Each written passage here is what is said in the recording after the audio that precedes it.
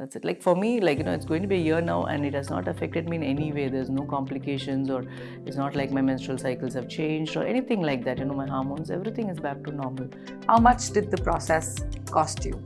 So again, there is a range. So if you're going just for egg freezing, it depends what is the initial, like how many eggs you have and what do they expect, like, because you need extra hormones if you're starting with very less count.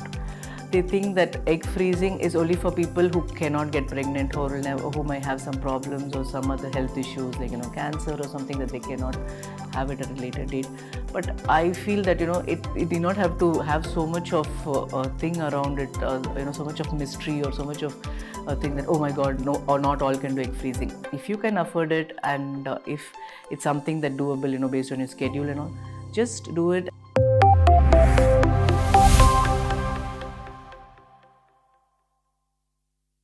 Hello and welcome to Fertility Tales powered by Nova IVF. This is your host Sibrat, and today we are delving into a fascinating and empowering topic: egg freezing or oocyte cryopreservation, a process that has seen significant advancements since the first human birth from a frozen egg was reported back in 1986. Joining us today is Vidhya, a doctor who has experienced egg freezing firsthand. She's a doctor who has worked in the UK for 12 years and now works in pharmaceuticals. She made the decision to undergo egg freezing and is here to share her experience with us. Vidya, it's a pleasure to have you with us. Thank you, Simrat. It's a pleasure for me as well. I'm really excited to be here as well to share whatever I've been through. Thank you. Let's start at the very beginning. When did you decide to consult a fertility specialist to undergo egg freezing? Sure. Yeah. So let me just give you a little background so it all adds up. So right now, it actually happened last year. Mm-hmm. So I am right now 43 years old. Just so that's why I was 42 when I did the egg freezing. Okay. So, and also a bit of personal background is that I was married before and I was divorced. So then I don't have a child before, and it was always like something that I wanted to do. Like child was always in the picture, but it was like typical, like, oh, jab hoga so hoga. Right. Like I didn't really plan it. Right. So I think when I hit 40, it was like, oh my god, I've hit the big one, and then I just kind of started thinking about it. So I've lived many years in the UK. I just moved back to Bangalore last year. Okay.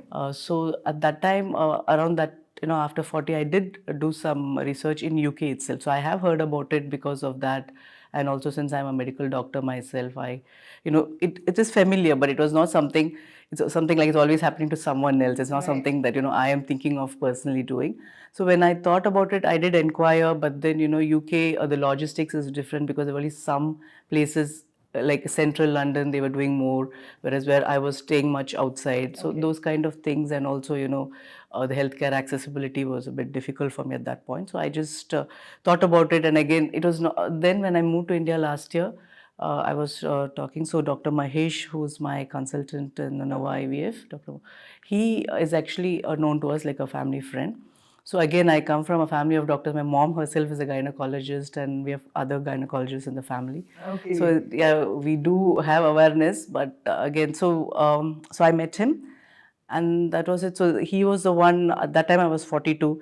So he was like, "Why did you wait so long?" So that was something.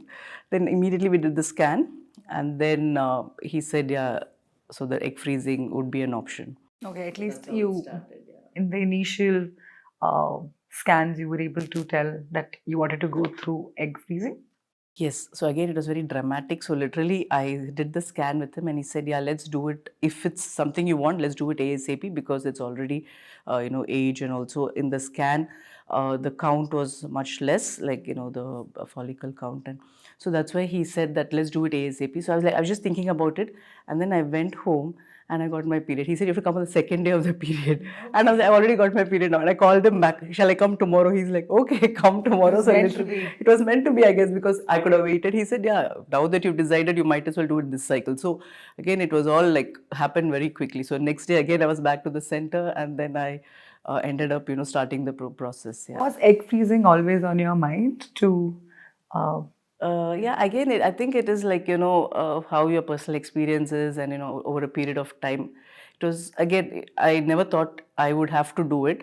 But then once I heard about it, and then I thought, yeah, why not? Like, it was something that I was ready to explore. And I think reading about it and also talking to Dr. Mahesh and understanding that it's not as uncommon as we think, or it's not. So I think definitely it was something that I wouldn't mind doing. So that was something that I wanted to try.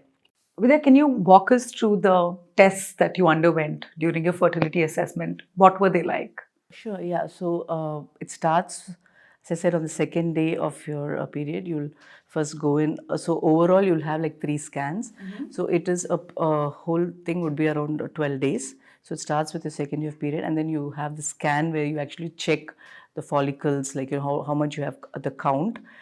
Because all we're doing in this procedure is we're trying to stimulate the ovaries to produce more eggs at one cycle, whereas normally it is only one active egg that is done, whereas this is like multiple. So it is called, so artificially you're stimulating the ovary. So it is all done, like our body already produces those hormones, but now we are giving it artificially, so increase it. So the amount of hormones that the body gets is more, so it automatically starts producing more eggs. Yeah, so after the scan, we start with we do the first test would be AMH, that is like an indicator of your current fertility and how much. So like for example, if the normal range is normally 1.5 to 4, but I had 1.32, so I'm called a low normal. So I'm not yet low, but I was in the low normal range, and even my scan also showed less. So that's when, and then we go through all the other tests, like blood tests, like white blood cell, hemoglobin, just to check, because we are also going to have a procedure at the end, right? So we just do all the blood tests, and like that serological test. But the main important things was the scan and the AMH. Yeah. So And AMH is a blood test? yeah, it's a blood test. It's Yeah, a simple correct. blood Yeah, test where you can check your correct. egg count. It is to check how currently, it's kind of a denoter to see how fertile you are. So yeah, that's how it is a current. Yeah, it's not like the exact egg count, but it would give you an idea. An indication. Indication. What advice did your fertility specialist give to you after all of these tests?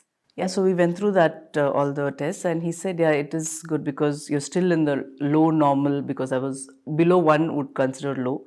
So I was 1.32. So he said, yeah, sure, we better get it started. At the same time, because of my age, and also because the starting point, the follicles were very less without any treatment at the pre-treatment stage. So he said that we will see. It was not like we'll definitely do the harvest. So it was like, let us see, because we'll start the stimulation and we'll see how it goes. So we have a number of tests, scans. So we see how it stimulates. Yeah. So the initial process, as you asked, it is a scan and the AMH. Yeah. Those are the main ones. What were you going through when all of this was happening, to the tests and the scans? What were you thinking? What was your mood like? How were you managing it? Yeah, it was, in my case, I was apprehensive because, the counts were a bit low and the scan was low. So, and also there was a regret. I'm like, why didn't I do this before? Like, why didn't I start before? Because, the age, like I felt like I could have just done this before. So I think, yeah, that was it. And then, of course, I had to do it. So I went through everything, like, yeah, the scan and everything. I can imagine when you're going through that, you have to really be mentally strong also to be able to make that important decision in your life. Correct. Yeah, definitely. Yeah, it just felt like, I'm just being there. Or maybe as I said before, it just happened so quickly. The previous day I met the doctor, and second day I was back in the clinic. It was not like I took time to think. So I just felt, okay, this is meant to be. Let's just do it now rather than better late than never, basically. Yeah, that's how I started. The process of egg stimulation and pickup is quite involved, typically spanning, I believe, for 2 weeks with multiple injections, daily injections, and ultrasound. Can you explain how the process was like for you? Yeah, so how it starts is, the day 2 after the scan and all the tests, once you're good to go, because even like at that time they even did COVID tests. So just to cover everything, right? So they would do a COVID test, hepatitis B test. So just to make sure that you're also physically healthy. So all that is cleared. Then we do the scan. Then we start the injections. So injections, like I was explaining before, it's all hormones. Like the two main injections are FSH, like follicle stimulating hormone, which is the one that it stimulates the ovaries and the eggs. Yeah. So that one. So these are all given every day. So again, so in my case, I had 2 injections. One was this, and there's one more similar injection for the hormonal injection. And we also had tablets. So I had to take the tablets for 5 days continuously. So, I mean, in the overall thing, it was all mostly like consistency. Like, the injections had to be taken at the same time every day. Okay. So that was something that I had to make sure, because I am working full time, and it's usually morning time. It's advised. So I had to make sure that I took time, and I was going to the clinic. Luckily, because Nova had multiple centers in Bangalore, although I did my consultation in a different center, I could go to the nearest center And get your my injections. injection. So they transported the injections, mine, from this center. So they kept it in storage. So I would go to the clinic every morning. And then take the 2 injections. So this was continuously. So in between, we have Injections that you took? 2 injections every day. Yeah. And then they changed the injections after the second scan. So they could change the dose and things like that. So we go through that, and then there is another scan, third scan, just before the pickup. So this is it. So I think the main thing was, it was quite convenient for me because it was near my house. You can take it at home as well. Like some people are okay to take the injection at home, the ones that you can. But in my case, I prefer to go to the center. So both options are available. And how long is this process for? It is for 12 days. Again, it depends on the scan. So they do a scan on the 6th day. So when they check it, then based on how much the growth is, so they measure in the scan, like, how much your eggs have grown. So they measure the size it grows, and then after that, based on that, they take a call. So it's between 12th to 14th day, it will stop, and then where you actually do the procedure of the egg pickup, as they say. Yeah. Okay. So after the injections, and then just on the day of the pickup, we call the day of the procedures. So 24 hours before, we are also given an injection that you have to take the night before. So I would have to take it. So again, that is mandatory. If I am not taking it, then I'll not be able to go through. So that is one. And also I need to.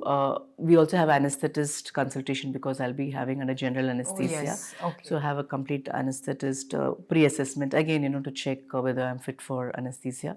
So I do that, and at that time I had gone to the center, so they also took me through what exactly happens on the day of the procedure. So I had a walk through with the anesthetist and also the nurses. After that, so on the day of the procedure, again it was in the morning. So I went. Like a nil oral, they said, on previous night, so 8 hours fasting. Go in, and then like we have like a waiting area where we're like made to wait. I mean, like beds, and then you actually have where you're taken for the pickup procedure. So under anesthesia, so once the anesthesia is there, and it's a very quick procedure. Like I was in and out probably 20 minutes, and the coming out of the anesthesia was the one that took time, whereas the actual procedure was very short. Is it a surgical procedure or is it? It is. I mean, they do through ultrasound. Basically, they do have to put forceps to remove. Yeah, vaginally they put it. Yeah, through the vagina. So it is very painless. Absolutely no pain. Even after the procedure, I had no complications, no side effects. It was absolutely very straightforward. So that's what I think. Again, I wanted to say that it is not at all what we imagine, or what we think. Something. It is very straightforward. It is very. Like you just have to basically follow the instructions and be consistent. So and be dedicated. I think somewhere in your mind, yeah. you keep thinking that you have to be dedicated to this cause because you're doing this for your greater good and your fertility future. I feel. Yeah, 100%. So again, when you're planning it or when you're going, the main thing to keep in mind is just have the little bit of time, because the 12 days, you can't take if you stop the injection or anything, then the whole process. So as long as you can make that time, whatever flexibility, speak at work or something. But again, it's not like you have to take sick leave, stay at home the whole time, 12 days, nothing like that. You just carry on with your work. The only advice I was given is to avoid alcohol, and then not a hardcore gym, like a lot of impact, Strenuous because strenuous exercises. exercise. Otherwise, normal walking, day-to-day activities, it's all fine. So it was not like a big change to my your lifestyle. lifestyle. Yeah, Okay. yeah. Did you have any side effects of the injections? What were you feeling? Because there is significant. They say there are some side effects that a person goes through because these are hormone injections that you're taking. Were there any side effects that you faced? I mean, I think general fatigue was there. So that's why I was anyway taking it a bit easy. Like, normally I go to the gym, so I stopped that. So I was just doing. So I was a little bit fatigued. But otherwise, they did mention that you could have weight gain, bloating, nausea, swings. mood swings. But unfortunately, I didn't have any of those, so it was fine. It was mostly, I would say, a general fatigue, and also I think again, Nova, we had some counseling as well, so that helped because. It's also a little bit of anxiety, right? Because you're like, oh, course. what will happen? And it's like, definitely, it is a change to your routine because you're kind of thinking of injections and then thinking of going to scan and then about the egg pickup.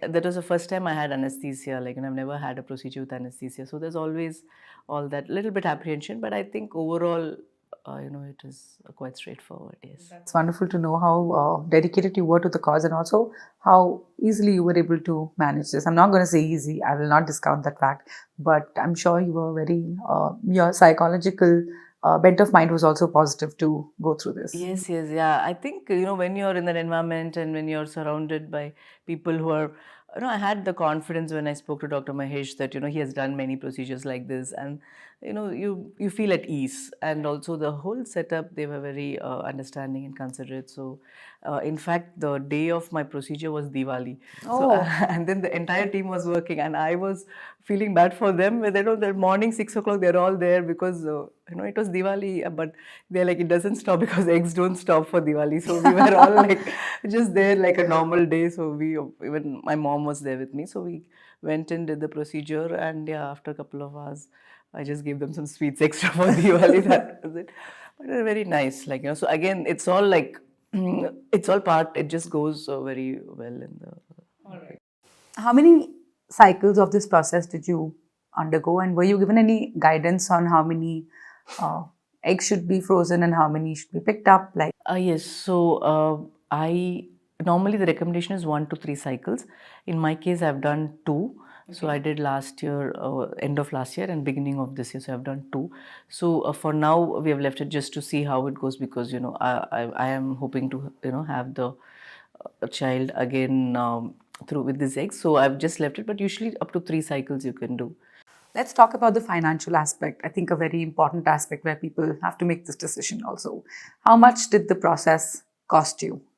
So again, there is a range. So if you're going just for egg freezing, it depends what is the initial, like how many eggs you have and what would they expect, because you need extra hormones if you're starting with very less count. So and also, so for in my case, I think it was a little bit because of my count was much less, so I had to pay a little bit more. So I would say the range would be maybe starting from 1.5 lakhs to maximum of 2. Okay. So it could be a range, but again, there is a lot of factors that would determine what exactly you're paying for also if you're doing some extra tests and everything. But again, if you're walking to a good center like Nova IVF, you have a financial assessment before you even start the procedure. You see the doctor and then you are directly you have a separate person, a financial expert for that. So you go through everything. So it's your choice basically, whether you're able to afford it. And so you are also told like a package, like, what is included, what is excluded. Okay. So for example, in this, if you say the egg freezing package, so you'll do everything up to the day of the procedure, and up to 9 months you can freeze the eggs. It's all part of the package that you pay. Okay. And then additionally, if you want to continue, then again there is like a renewal. Like for example, I've renewed it for 3 years. Like it was like something like that. They give you options. So you have your eggs frozen for 3 years. That's very as of now, yes, yeah. So it's it is kind of decided. Like you can talk to the expert financial person, and then they'll give you options. Okay. So again, I think the cost would be, it is a factor that you need to do, but it's also about priorities because you can just say, okay, instead of buying that gold necklace or that investing in gold, you can invest in yourself. So for sure, this is also exactly. So I think you can just take it like that, and again, don't let that put you off. That I'm sure they would have some options of spreading it out or something like that. You can think about it rather than let that not put you off, because it is not something that should stop you. That's what I would say. What would be the renewal cost of keeping the eggs frozen? Like, is there a basic amount that you have to pay? Yeah, I think again it is depends on how many eggs you already have, because it's usually it is like 3 in one cryotope, they call it, in one set. So then if you have multiple eggs, then the cost will be more. So approximately maybe 50,000 to 60,000 for a longer period, like 3 years. Okay. What made you choose Nova IVF for your egg freezing journey? So, couple of things. So, firstly, because I knew Dr. Mahesh through a family, like a friend. So, I'd wanted to get his consultation, and I knew he was working no IVF. So, I went in. But again, as a center, I did my usual the online research, Google reviews, saw some videos, and I knew that they were well established. They're having a lot of centers, and even in Bangalore they were having centers which were accessible to me as well. So there are quite a few centers in Bangalore, and also the doctors, there were a lot of videos. So I felt convinced and I felt confident that having a center exclusively for this, and with so much of research done, I felt confident to try no IVF. And then I went, spoke to Dr. Mahesh. Again, the clinic was well kept, well maintained. You feel good like when Yeah, you for go to a sure. good center. And also, I mean, even his room, it's filled with baby photos with people holding. So I'm like, okay, there is definitely lots happening. So it was very nice. And the entire experience, even the, front office staff and everybody were very friendly and helpful. So it was a good experience. Same, even the nurses you have, and our psychology counselors. So it is good Very because I went positive very experience after. positive. Yeah, definitely, definite a good experience, I would say. Yeah. That's great. After you underwent egg freezing, and I'm sure there were a lot of questions from your girlfriends, from your friends about the process, etc. How did their perception change, and what were you able to talk to them about in this for this process? Yeah, definitely, because I've got a very close network of friends, and of all age groups, like a lot of girlfriends who are much younger to me, and also they were all like really encouraged, and they felt very excited for me. They were happy for me that I took the decision, because they know how much I love kids. And also, I mean, even a couple of friends in UK who are like mid 30s now, and they were like, oh, give us more ideas, or tell us how it is, because even I am surprised. I know a lot of people either don't think about it or they don't have the information that they need. So I did help. I have given the information to a few of my friends, and also it has become a topic of conversation. And I think we're normalizing it rather than thinking of it that it's something that happens only to celebrities or some other people, like not us. So, but it's definitely getting normalized now through whatever conversations I'm having, including my family and everybody. Perception that, I'm sorry to cut you off, but is there any perception you have to change and talk to a person and explain to them that, hey, this is normal? Yeah, I mean that's what I'm trying to do, because like most people, they think that egg freezing is only for people who cannot get pregnant, who might have some problems or some other health issues, like cancer or something, that they cannot have it at a later date. But I feel that it did not have to have so much of a thing around it, so much of mystery or so much of a thing that, oh my God, no, or not all can do egg freezing. If you can afford it, and if it's something that doable, based on your schedule and all, just do it. And also, as we said, at least get have a think about it, have an assessment, because it is definitely. And the earlier you are, the younger you are, it is the egg quality is better, you have more options, number of eggs per cycle that is stimulated is more. So which means always, in case you're trying for IVF later, it is easier to you have more, then obviously the options are more.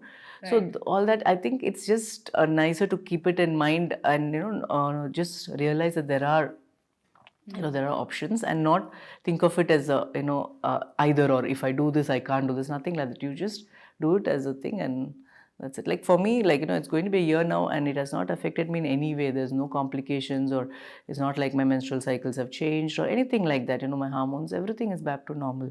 And I remember even Dr. Mahesh saying that if you do it also, the only thing you'll probably it's not like any side effect. It's only the maybe your money, like if you maybe later you decide you're not going to have a baby or something, but maybe the money. But other than that, your health is not getting affected. It's not any long-term complications. So why not? I would say that. Yeah. Why not? Finally, Vidya, what would your advice be to women who are considering freezing their eggs for a better fertility future? And what would you like to tell them? Is there an age that this process could, start with, or what would you like to tell them? I think I'll just tell them, just do it. That's it. Like, literally, like, I don't know why people think so much about it. I don't know why there's so much of taboo around it. Like, it is something that it is, I think we really need to, understand what is going on. And, the lifestyle has changed, our priorities have changed. but our body has not changed. It's still in the place where age matters, and then fertility. There is a age related factor which nobody can control. So I think that awareness should be there, that there are some things in nature. It is a very natural process, right? I mean, just to give you some figures, like you're born, a female is born and with 10 lakh eggs. Okay, 10 lakh to up to, it can go up to 20 lakh eggs. So you think, and to get pregnant you literally need one egg. So imagine the ratio. But then by the time you reach puberty, say 13, 14, when you get your puberty, you actually are left with 300,000, that is 3 lakh eggs. So it just, because there's so much of natural process, there's no reason, the eggs, only the good quality, so basically it's survival, so those are left. And then per cycle, once you start your monthly cycles, per cycle, although one egg is the mature egg, you can lose up to 1,000 eggs. So, for example, do the math. Like I got it when I was 13, and then now I'm 43. So, in the 30 years, I've literally lost all my eggs, 300,000. So, it is possible. So that's why the numbers, when you see the numbers and you understand that, and people, before it was a very natural process. Like I remember somebody was saying that in India, it's never like if I get married. It is like when I get married, because everybody goes through it, and it is like it's such a part of and our previous generation, they would just get married and have a child. It was just part of the lifestyle. Whereas now things have changed. You have other priorities. People want to travel. They want to be financially independent before they settle down. And I think egg freezing also gives you so much agency to have that control over your own fertility, to preserve and have that choice later where you would want to have a child and you can explore options. Exactly, yeah. So it's like it kind of, takes the onus of the big decision, right? Like rather than thinking that at 25, at 30, you may not know whether you want to have a child or not. And you don't know how you will feel at 40. You never know. People change. But at least you have this option. I think, you probably are familiar, even the Jennifer Aniston interview, she had said that, I wish somebody had told her, imagine a celebrity in Hollywood not in knowing about this. So there's so much. I wish, another thing, when Nova had, when I wanted to do this podcast, that was one of the reasons I just wanted people to know, there is so many options, and don't need to have the taboo or think that, oh my god, it is something, or again, it is something that will not happen to me. You cannot predict the future. You don't know what's going to happen. So just think about it. At least I'm not saying that tomorrow you should do it, but at least think about it. Have a chat with a fertility clinic. There are so many options. So just, that is my first advice. I would say at least think about it, or maybe give yourself a time. They say maximum up to 35 would be good, but you can start anytime. Just at least get a fertility assessment done to see where you stand so that you can make an informed choice. Exactly. That's great advice. Just think about it at least. Rather than just shut all the doors and say, okay, when I get married, when I do this, it's okay. You don't have to. I mean, in my personal experience, it was the same. Like when I reached 40, like I said, it felt like, oh my God, first I have to find the partner, then I have to try. The pressure felt too much. But then when I kept the two separate, okay, I've frozen my eggs, so that's giving me some more time, and also some more peace of mind that this can happen when it happens. So I think that really takes the pressure off. And I'm seeing so many people now, it's no more uncommon for people in their mid-30s, late 30s to be single or not yet thinking of a child. So why wait? Just think of this. And I think again, in India, we have that mentality that, karma, destiny, things will happen. And, so it's like, you feel like it'll happen on its own. It's not like that. Like it will also happen, but it's okay to be having a choice and, to be in charge. Like how you're in charge of everything else. You're in charge of your finance, you're in charge of your career. So why not this? Yeah. Sounds wonderful. I'm sure so many women out there and couples out there also can make a informed decision and their life choices, and they can plan their life with this. Definitely.